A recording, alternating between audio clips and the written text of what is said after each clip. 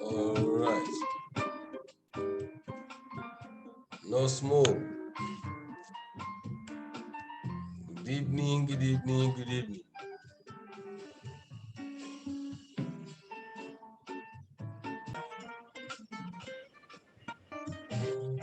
All right, good evening once again, everybody. My name is Jeff Oluwagbemiga, Jeff 316, and you are welcome to the Jeff 316 show. So we've been having a mental health week. We started 5 days ago, and today is the 5th day. And I appreciate those who have been there from day one up to this moment. Welcome. My guest for today is one powerful lady called Nurse Mo. Call her Nurse Mo. She's so caring. If your head, if it's only a headache, and she will drive down. Say, no. That's Nurse Mo for you.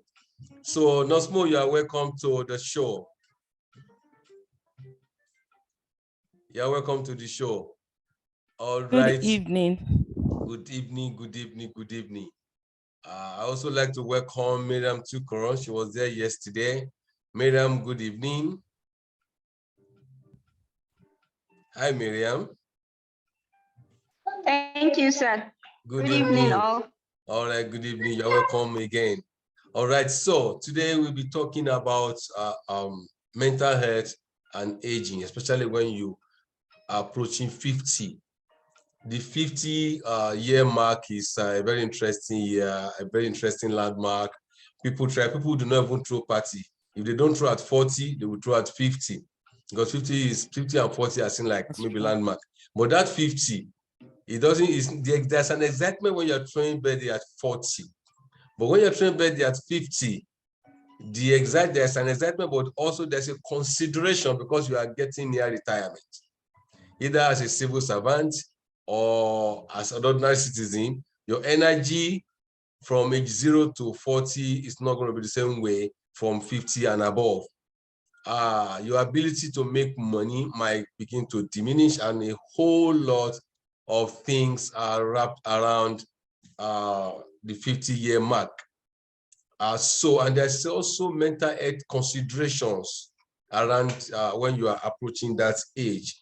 And so today I have invited Nurse Mo. I invited her for one major reason among others. She has an outfit, a foundation, an NGO that takes care of old people. And she runs, I've been to her event, she runs it excellently well. So if you have old people and you want them to be managed, oh, Amira, you are welcome. And you want them to manage, or they have health issues, health concerns, and you don't know who to turn to, please contact Nurse Mo. I can close my eyes and tell you that for free, and you can take it to the bank, honestly speaking. I will allow her to talk about the Rehoboth Center first, before we start talking about mental health, or maybe she can do that maybe towards the end when we have a lot of our people around here. So without much ado, I think we have, let me check the Facebook. We have some of our people already on Facebook because we're also streaming it live. Right. So without much ado, Nurse Mo, over to you. Let's have you. Wow. Okay, so Good can we evening. meet you? Can we meet you first? And then I'll be throwing the questions to you, and then you can just speak freely. All right, let's go. Okay. All right. Thank you so much, Jeff. My name is Morayo Ibu, and I am a critical care nurse. I'm a mental health professional, as well as an elderly care advocate. I'm so enthusiastic about the aging population. And so I run an organization, Rehoboth Center for Elderly Care. And basically what we do at Rehoboth Center for Elderly Care is to help the aging population, through behavioral change, health, follow-up calls, social interaction. Generally, basically what we do with them is ensuring that they age gracefully, and then they are properly supported. So what we do for them is to create an age-friendly environment. And so many activities we do there. Basically, that is who I am. Yes, I mean, critical care nurse. Critical care. So that means those of us whose cases are not critical, you are not our nurse. Those of us whose cases are not critical, we don't belong to the climb. But those who are critical, I understand what you're saying. So, and that's actually very good. I remember when I was planning to move my father to Abuja on Ed grants. I was already trying to get you on grants so that we can give him a very good treatment until he opted to go to Lagos instead. All right, that's good. Thank you so much. And I was also I've been at your event to come and talk, and I saw a whole lot of old people whose knowledge of their personal health has increased because of the opportunity they have meeting you. That's very good. And I like the way it is a family affair. It's a family affair. I saw your parents, I saw your family. So it's a good one. Congratulations on that. Thank you so much. So for our Facebook audience, we're already here. All right. So we have been defining mental health since 5 days. This is our 5th day here. And people we have been seeing from different dimensions. Yesterday was very interesting because we spoke about mental health and religion. And it's so interesting to see that the two major religions in Nigeria, Christianity and Islam, also have almost the same challenges that the people have about mental health, about stigmatization, but now I'm happy that people are coming out, even though we have not reached where we intend to reach. Kojida, who spoke yesterday, was able to tell us that some good things are happening in getting people to be aware of their mental health. And she was even able to quote some portions from the Holy Quran to support what she was saying. And then I also have Dr. Damisa yesterday was a pastor, was able to also bring out verses from the Holy Bible to also talk about the need for us to be aware of mental health. So from the aging point of view, or from the critical nurse point of view, what is mental health? Okay, so we have learned a lot of definition about mental health, and mental health cut across board. It cut across the 4 areas, that is really specified by WHO. I would want us to make this session as interactive as possible. Yeah. I know that we have taken the meaning of mental health from Monday, I guess. I think I've joined 3 sessions, and yes, by now we should have built a little bit of foundation about what mental health is talking about. So now what I want you to do, or what I want our audience to do right now, what does mental health mean to you? How does it relate to you? Before I tell you what it looks like from the aging point of view. So use your chat room and tell us what mental health is all about, because mental health, generally speaking, it's all about us. It's all about humanity. It's all about the basic right of human being, right? And if you look at the definition that WHO has given to us, it said it's a state of well-being, right? If it's a state of well-being, it has to do with anything holistic, anything that has to do with us as humans. So I would want us to use the chat room. Let me hear what you have to tell us about what mental health is all about. Now, I've told you that mental health is a basic human right, right? It is very important for us as humans. It's very important for our well-being. It's very important for us to be able to relate in our daily activities. So for me, if we look at it from the aging point of view, it is basic human rights, and it is important for your personal.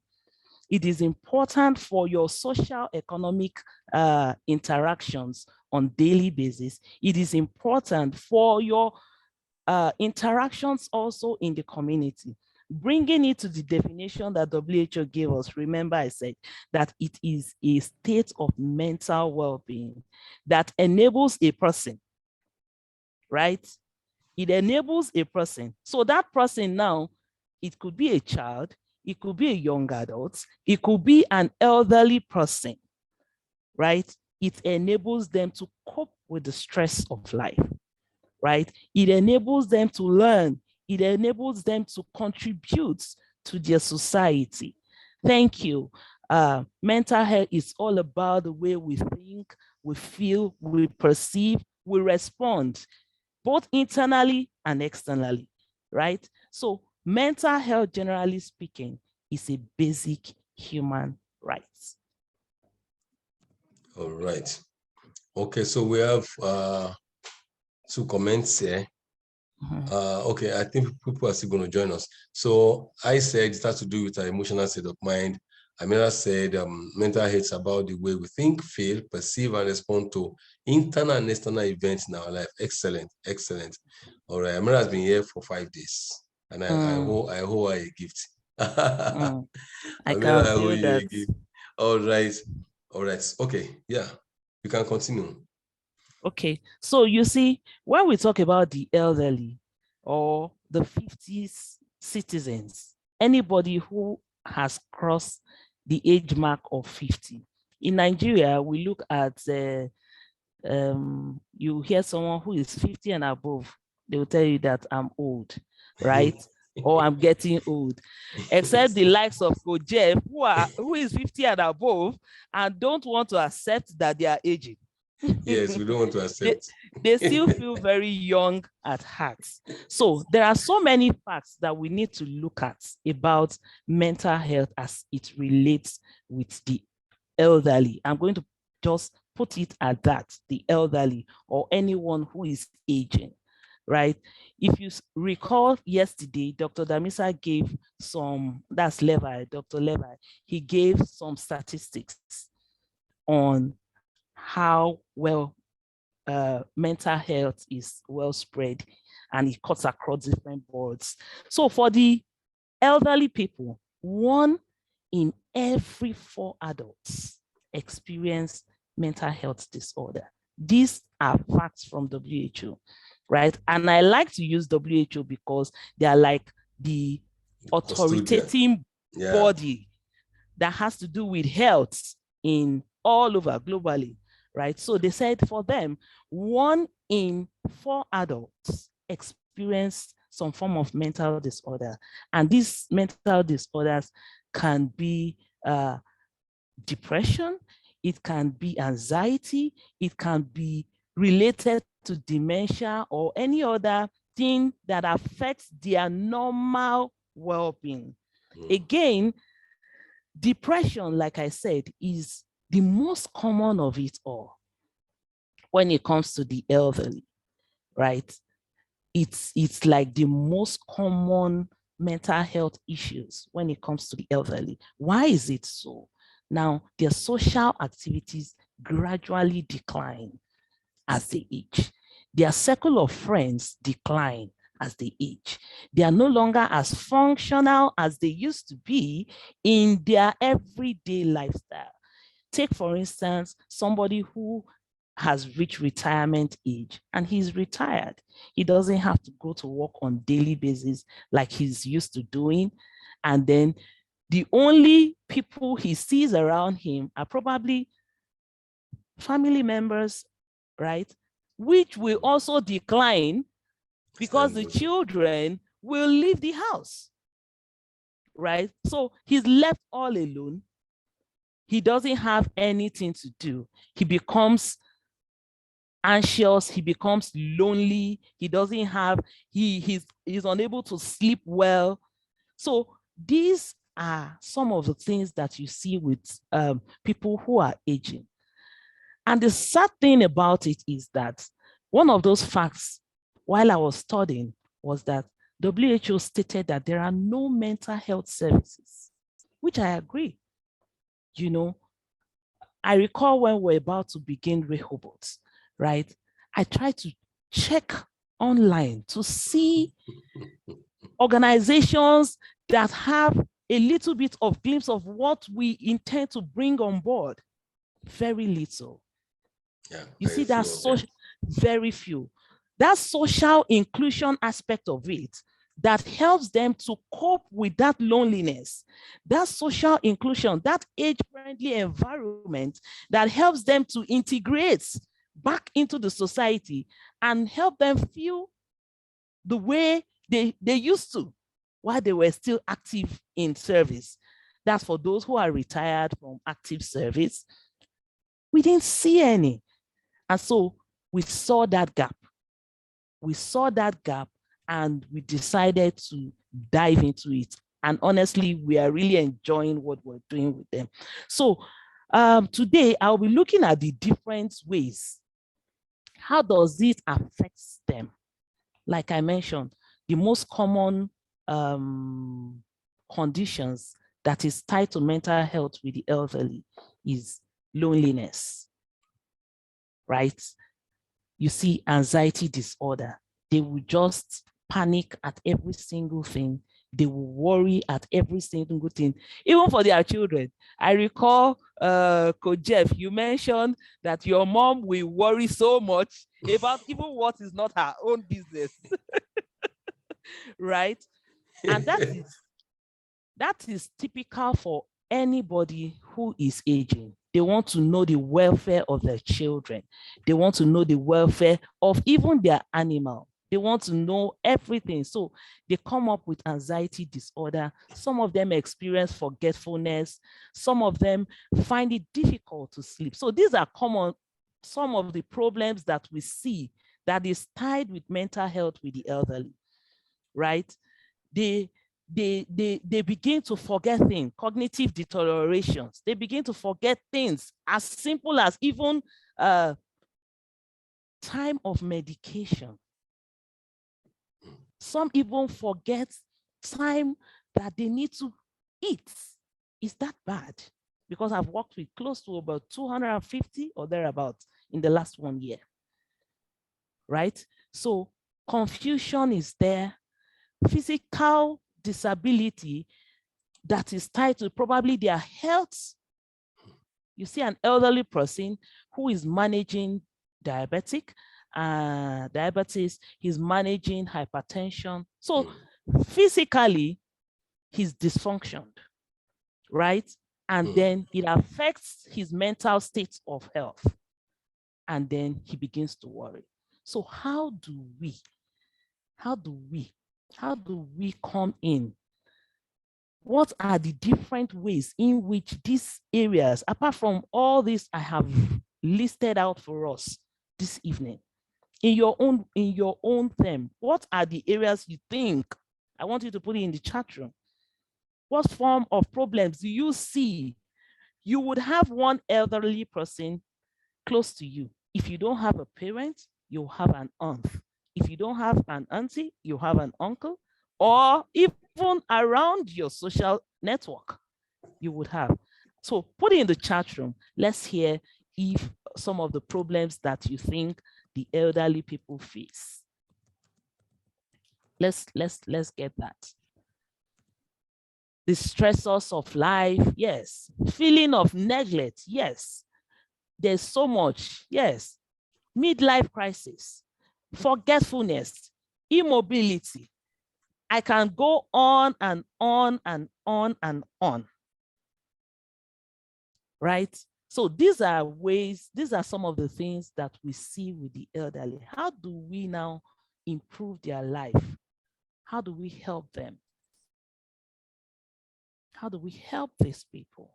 How do we fill up gaps for them? Yes, the feeling of, yes, they do. They feel that they are burden to us. Meanwhile, they are not. In fact, for the younger generation, one of the things that I'm beginning to work with is to see how we can ensure that the younger generation love, because in the African setting, you discover that once somebody is old, they are usually termed as witches. Can you relate with it? Especially women. Especially women. Yeah. Why? Because you will see that their skins begin to wrinkle, their faces shrinks, their hairs are falling off or is graying, right? These are the stigma that is associated with these old people, and it affects them mentally. It affects them mentally. So how can we help improve the mental health of these senior citizens? Or how can we help support this elderly people in our circle? How can we do that, right? There are so many interventions that can be done, or that even I, for one, in our center, what we do. When you see someone who is experiencing confusion, who comes to you and he tells you he's lonely. There are times that I get calls at midnight, I can't sleep, from an elder. And then we have to talk ourselves to sleep, like you talk babies to sleep. Yes, we have to do that. Like lullaby, you talk old age lullaby. Yes, old age lullaby, right? Like you talk them to sleep. We have to talk them. So our society needs to embrace the elderly. We need to create an age-friendly environment. We need to help them more, because you see, the state of an elderly person, I usually relate it to the state of a teenager. Okay. Yes, because you see the elderly person, the teenager, as he is growing or she's growing, it's more like a confusing state. Yeah. They don't know what to do. They need guidance. They need someone to direct them, right? The same thing, it's a pyramid. For the elderly person, they age and then begin to decline. And then they begin to return back to being children. And so because of that, that is why I have to relate these two age groups, scenarios, yes, together. age phases, yeah. The same way you want to treat a young adults and help and guide them, that is the same way we should treat the elderly. So how do we do this? By creating an age-friendly environment. An elderly person is feeling confused. We need to fill the gap for that elderly person, right? You feel that social gap. You feel that loneliness gap that they experience.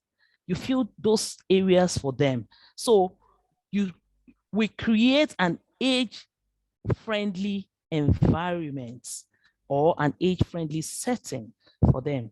Those are the ways, one way we can improve the mental health of the elderly person. Again, there is an activity we do for them. Before you go to that, no, Small, before yes, you go please. to that, I want to catch your breath a while. Just catch up there for a few minutes. I discovered that as you are talking, I'll just think of my father and my mom. And if my mom calls you on phone, I'm sure you remember there was this advert, was it, I think Airtel advert, that the woman started praying for the son while he was bathing. He finished bathing, was still praying. He enters to a classroom with his student, with his friend, was still praying.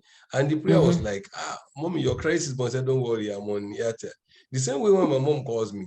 And I wonder, this prayer is too much. And I think also that they always look for someone to talk to. Sure. They want so when they call, my mom can call like 3 times. I said, but you called in the morning now. He's saying, oh, I just want to hear your voice. And okay, this people, that's just like we mentioned, feeling of loneliness earlier. And then a lot of times too, my father said something that are very funny. Okay, for example, he traveled to meet my brother in Lagos, and he said that's been there for 6 months.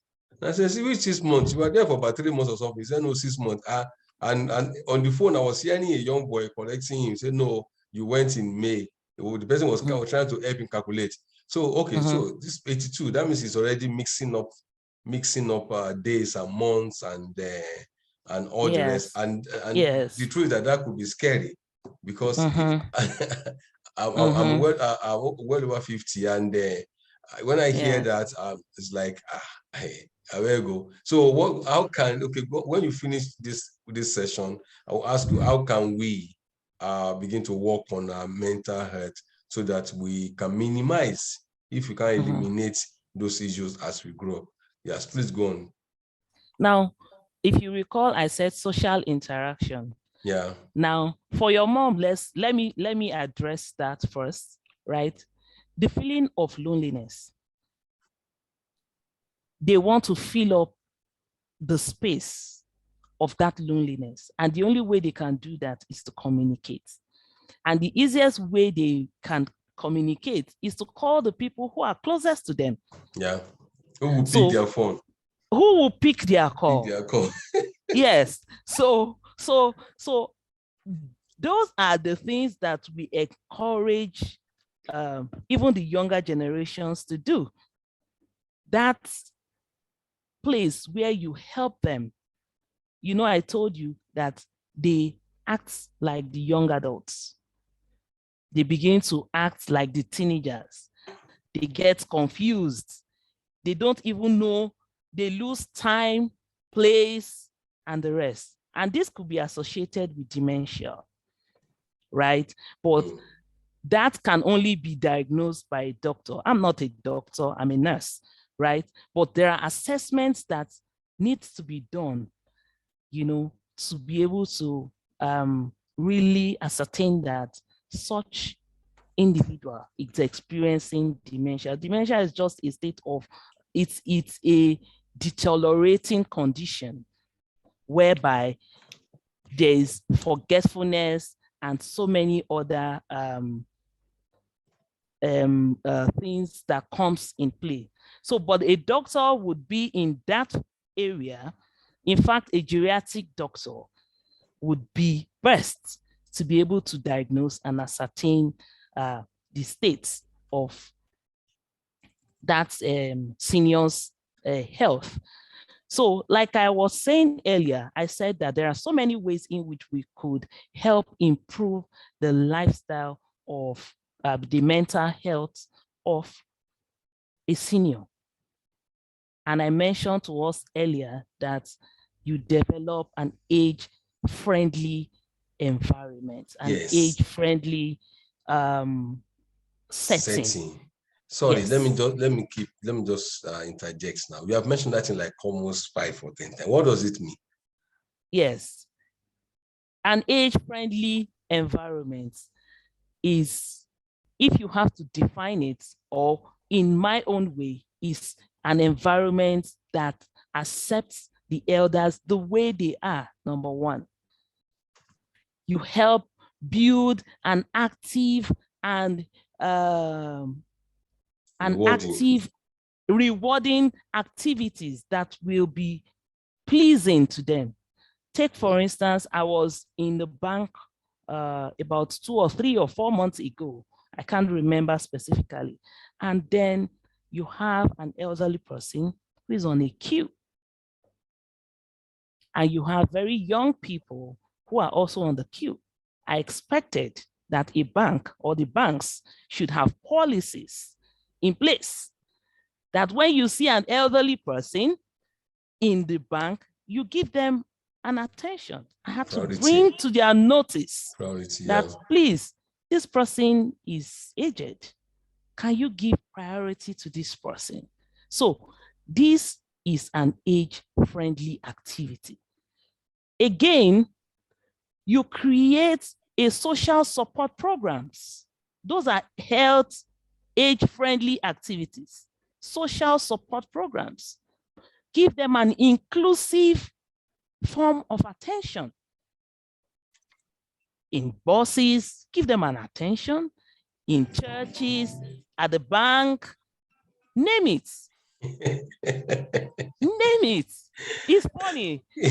Yeah, when you say give them attention in the church, have you given an old woman a microphone before to give testimony? Oh, yes. The entire service will end and she's still giving testimony. so it doesn't, that's, yes, that is one of it. But of course, that attention you give to them, give them this sense of belonging, give them this sense of, okay, I'm being acknowledged. Some of them could be very paranoid, but however, it is also important that you still give them that space. So again, you have to give an environment that develop like a community inclusion support group. Yeah. And that is one of the things that we do in Rehoboth with our 50+ hangouts and in our various town hall sessions. We tend to create an inclusive activities for them whereby they can interact. And in this interaction, they tend to forget for a moment that they are lonely, that they are aging. And then those activities help to build up their emotions. Those activities help to build up their wellness.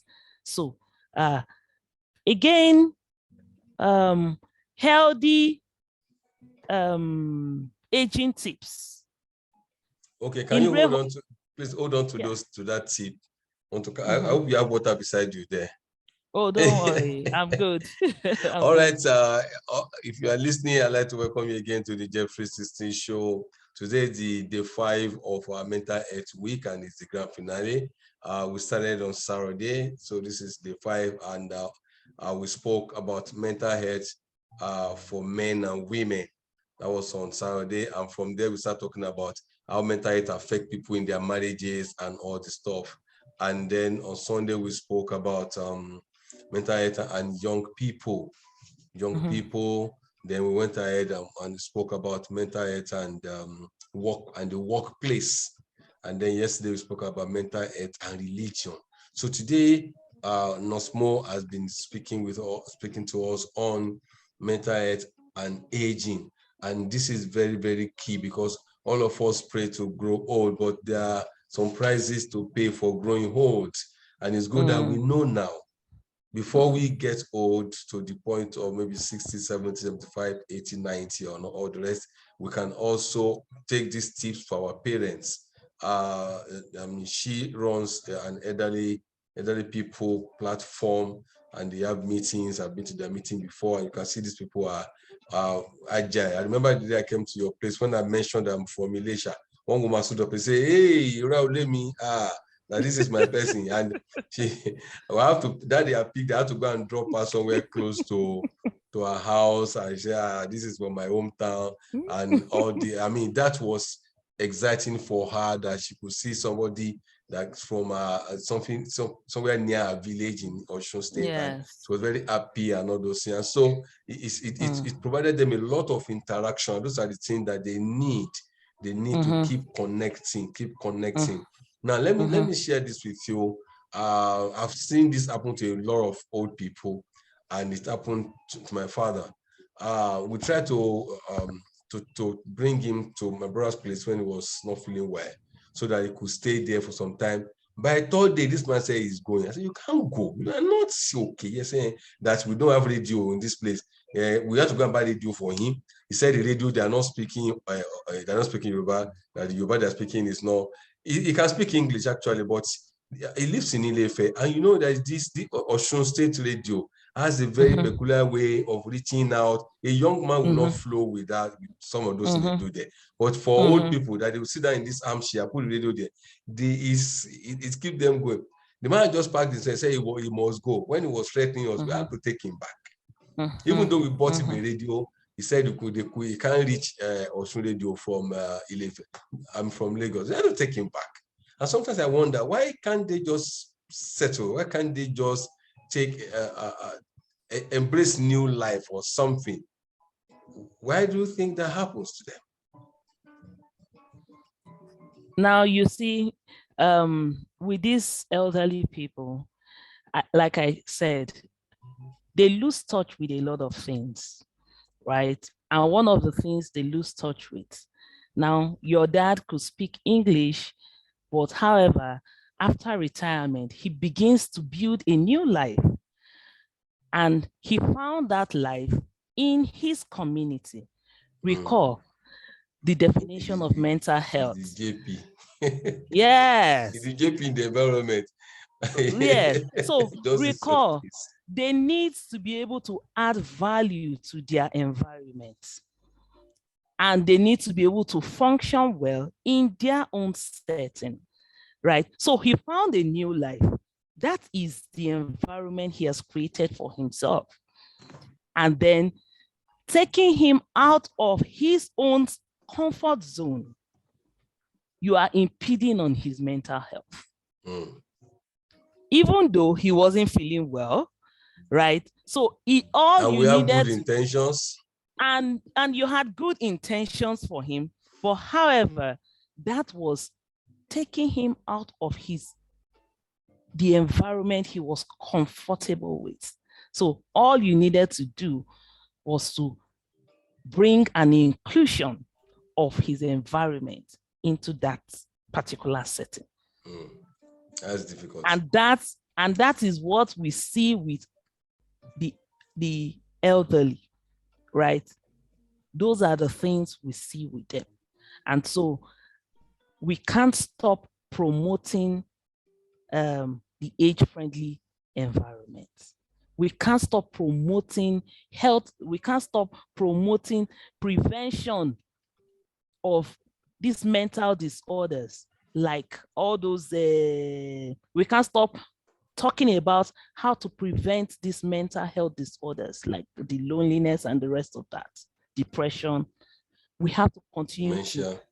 Yes, we can't stop talking about them. We need to continue to promote the human rights. Now, that was his right. I'm tying it back to the example you gave. That was his human rights, his comfort. We are infringing on his human right. You are infringing on his human right and taking him out of his environment. I was with a client of mine some few weeks ago. No, last week, to be precise, on Thursday. Now, this is an 82-year-old man, a professor, who is an academia, who is used to reading a lot of books. Then I tell him to come for town hall where he will meet with people who are not probably, yes, professors like him. It took me some form of time to be able to encourage him that, okay, now you don't have friends who are professors, who are your friends any longer. We need to create new friendship for you. It took him a while before he attended the town hall session. So that is creating a support system for him so that he can build a sound mental health. So, and this we see with a lot of them. So we have to continue to help them. Once we notice that they are beginning to forget things, once we notice that they are beginning to get confused over time and day, colors, and the rest, once we notice that they are beginning to feel that they are being neglected, because you see, one of the mental health problems we also see is the elders' neglect. Someone mentioned it in the chat room while we're listing out the problems that we see. The neglect, right? Someone mentioned that. And so we need to start to build a way in which we don't allow this set of people feel neglected. We don't allow them begin to experience some form of abuse on themselves, right? So I would pause a little and ask if we have anybody with questions so that I can address All right, the question. thank you very much, Nosmo. If you have questions or contributions, we'd like to take it now. You can use the chat box, or if you want to speak, you can raise your hand or unmute yourself so that you could speak. More importantly, I want us to also think if you have an elderly person around, you might need to contact Nosmo because I know what she does. I've been part. I'm actually part of the event. I've not been able to attend the over 50 because I see myself as under 20. You better sign up for 50 plus hangout and not miss out on any of our activities. Play on that. Yeah. So I mean, and that's critical so that we can also get help for our elderly. Is very critical because nobody wants the elderly parent to fall into or those. Sometimes it's not funny when you have parents who have partial stroke or major stroke or who have dementia or who have those things. I mean, and those things are preventable. Those are the things that she's talking about today. So that you might need to just contact her and see what could be done. All right. So if you have question or contribution, please can we have it? Or you like to put it in the chat box, or you want to speak to it? Yes, we are waiting before we take the last lap and round up. Where's Amira? Okay. Meanwhile, Amira is going to have this gift. This is a book by Tunde Rema. Tunde was on this call. I think he has gone. So this book is called Tranquil, The Mental Health Dimension by Tunde Rema. So I'm going to find a way of getting this across to Amira. Amira has been consistent from day one to today, and I promised I was going to give her a gift. This is one of the gifts. The other one, I will add it. Don't let me promise now, but I'm going to add something to this one. All right. So, Amira, congratulations. Yes, sir. Who else do want to contribute something here? All right. Thank you. Congrats, Amira. All right. Yes. If there are no questions, I think I can ask a question. Is there a way to train teenagers to accept the elderly? It's a major, there's always argument. In our church, we have one elderly woman who, during the service, he will be knocking, he will be pointing to those boys, their face front, listen to what they're saying. And those boys are like, this is church now, can you just leave us? And I see that up every now and then. Some people, even my children, I had to force them also to come because there's nothing to discuss, you understand? My children can speak Yoruba, they understand. I think it's only, and they can speak, but it's not fluent. Some of them can speak like a quote and so Greek Yoruba kind of thing. But for the fact that he's talking too much, my grandpa is talking too much, and that talking is prayer. My mom can pray for you for the next 10, 15 minutes if you have the credit or all those things. So how can we help young people to at least, because each time grandma come around, it's like it's a pain, or what's grandma coming? Grandma is going to be like, I don't want to use the word, but it's like it's a nuisance to them. How can we help young people, especially teenagers, to embrace the elderly, at least understand them?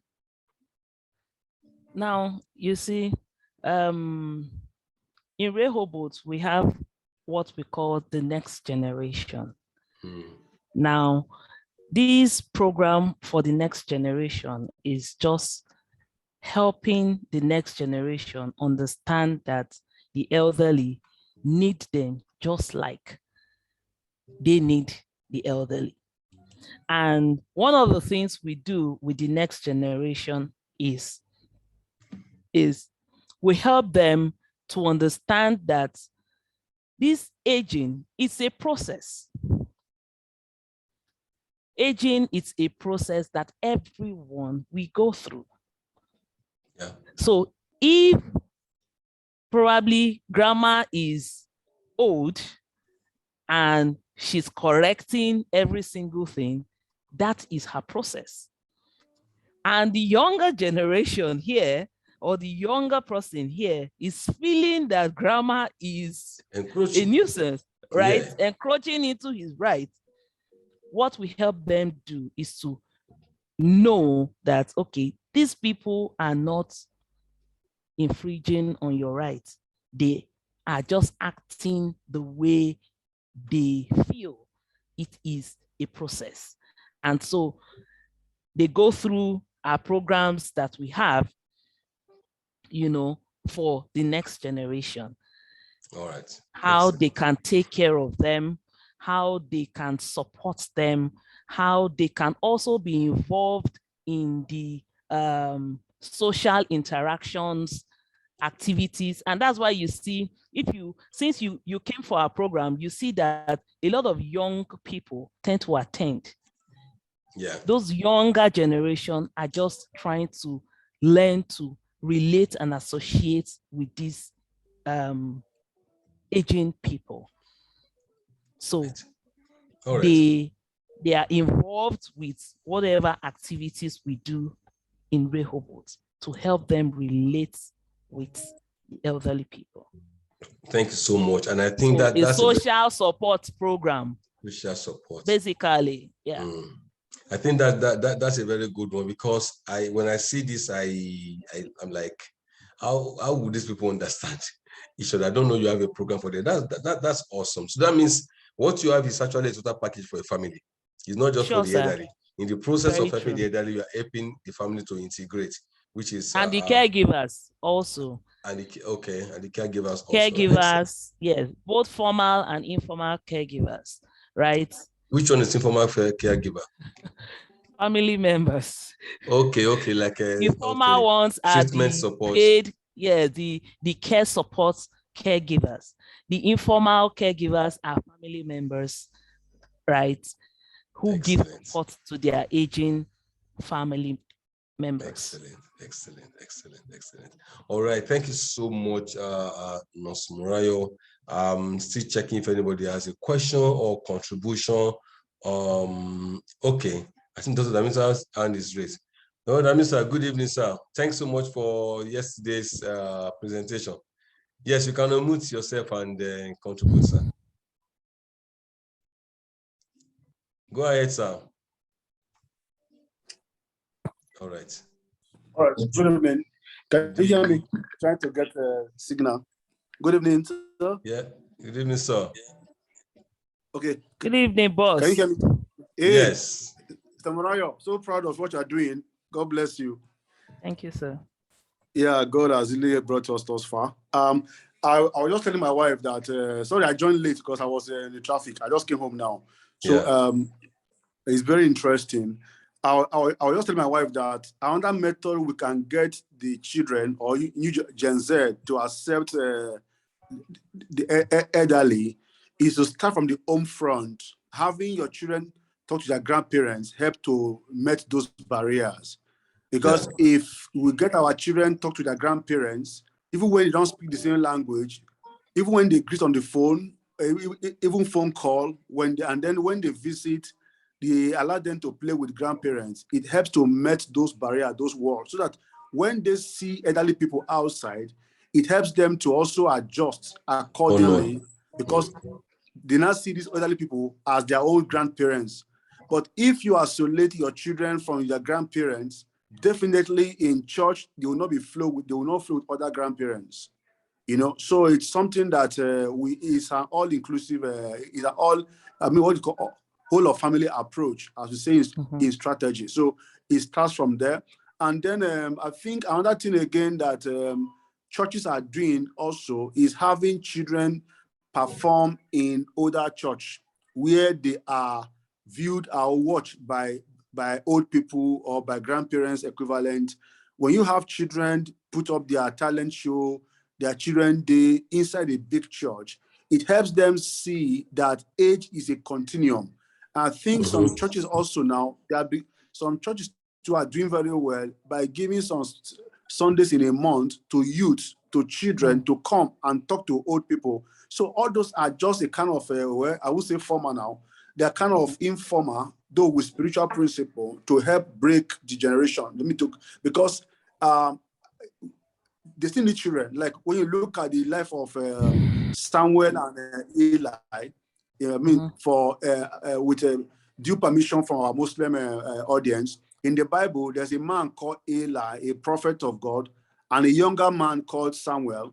Eli was fading out because he was being rejected of God, not sensitive again to spiritual matters. But you found out that even though Eli was no more a current prophet, for the fact that God was calling Samuel, Samuel hadn't gotten used to the voice of God, but Eli knew the voice Trained of him. God. So he now said, Eli, yeah, so the old people still have some value. So as big as Samuel, I mean, as small as Samuel, Eli seemed to say, see, that voice I heard is the voice of God. So there's still value in elderly. So when we so there's still mentoring session. So we need to do that in our own little space. Like we say, if we all do it in our home, getting our children to our grandparents, and then you do it, I do it, your cousins do it, there'll be a multiplier effect. That's just my own little contribution. Yeah, and then what I want to ask, the question I want to ask my wonderful sister and colleague in office is, are we beginning to have mental health crisis from abandonment? Because with this Japa syndrome, people leave their grandparents in Nigeria, and then are you already seeing crises arising from that scenario already in the Grey Wall project? Just a question. Thank you, sir. All right, no more. Very well, sir. Okay. If I don't get a call in a day, I would get probably 15 to 20 calls of people wanting to sign up their parents to what we do, right? So the Japa syndrome is seriously affecting the aging population in the sense that they are leaving their aged parents behind, and they want people to care for their aged parents. Yes, we have. It is already becoming, in fact, we are getting stretched. In fact, we're not taking or signing up, yes, because so that we can give full attention care to the ones we have on our hands. Yes. So there are people here that want to sign up their parents, Inko. Oh yes, we would give consideration to that, sir. Yeah, because I almost signed up my parents there because I thought they were coming to Abuja so that you could help them. No, of course they can attend our activities, but for personalized care. Yes, okay. For personalized care, we would have to accept we have available space, right? So yes, for the contribution, that is what we call the social support programs. We allow the younger generations, give the elderly people social support. And by doing that, they tend to do all those activities, talking to them, helping them. Like last week, Saturday, we had painting experience in our town hall session. Wow. Right? So our younger caregivers were able to support our clients to create images, to create pictures through painting. Wow. And so many other. In September, we had the zoo experience. We took our elderly clients to the zoo, and they were being supported by the younger generation. So these are inclusive activities that we help the younger generations relate. We had a lot of children come for our programs. We had the young adults and the rest. So you are doing integration, integrate all the ages together. Awesome. Yes, thank you so much. So how can, if anybody wants to get through to you, how can they contact you? You got to drop your number, you got to type it for us so that people can, whenever can say, somebody might just need help for their parents or need your services in one way or the other. A lot of us know what to do, so you can just type it in. Or if someone is beside you there to help you type, well, let me check my phone. Are you typing? I will just, I think I will just drop Rehoboth's line. They can reach us on Rehoboth, and they can follow us at Rehoboth_Rehoboth_ I'll put it in the chat room. Let me just do the typing. Okay, be doing it, be typing. I'll be doing the talking. All right, so we'd like to appreciate everyone who's there today. Amy, thank you. Anne, Miriam, Dr. Aisha, Amira, Runke, Solomon, Dr. Damisa, and everyone who has been with us, and all those people who are with us on Facebook. Thank you so much. Let me see who stayed there. Has been with us, and all those people who are with us on Facebook. Thank you. Thank you. So today is the grand finale, like I told you, but the JEF 316 show continues. We have your mails. We prompt you. It's going to be twice in a month. Normally we are doing every Saturday, but it became very cumbersome, and it's not going to be twice in a month.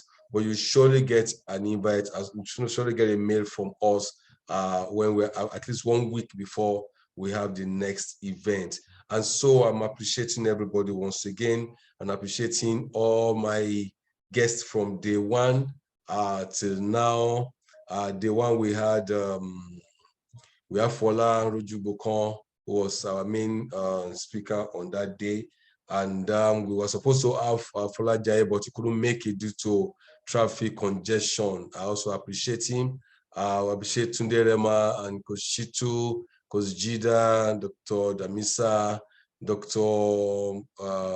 Peter, and then Dr. Kunle Kakamfo, and everyone who's been there. And today I have Nurse Morayo. Thank you so much, everybody. We appreciate. So we're going to wait for her to drop contacts for those of us who might need that contact, which I believe you might need, or you might have a friend who will need that. So thank you so much. Amira, I'm going to contact you, since I'm going to call you on your number you gave me yesterday, so that we find out to get your gift across to you. We appreciate everybody. So this is Jeff Oluwagbemiga signing off on the JEF 316 show. It's a family show, and we discuss a whole lot of things that affect the family. And we have a global approach to this, meaning that it's a global approach. It's not religious, and we'll be able to serve everyone who needs to be helped at their family frontier. I'd like to thank you again. So this is the robust number. It's already there. 07013409154. That is the number to call if you have someone who needs help for their elderly, or you want to help integrate your young people with their grandparents. So thank you, everybody. Thank you so much. Congratulations. Thank you, more grace. Thank you, everybody. All right. Nosmo, one last statement from you. Thank you. Any other person? Okay, I think she has left. All right, everybody, thank you so much. I appreciate you. Thank you. All right. Till I come your way again, this is Jeff Oluwagbemiga, JEF 316. Thank you.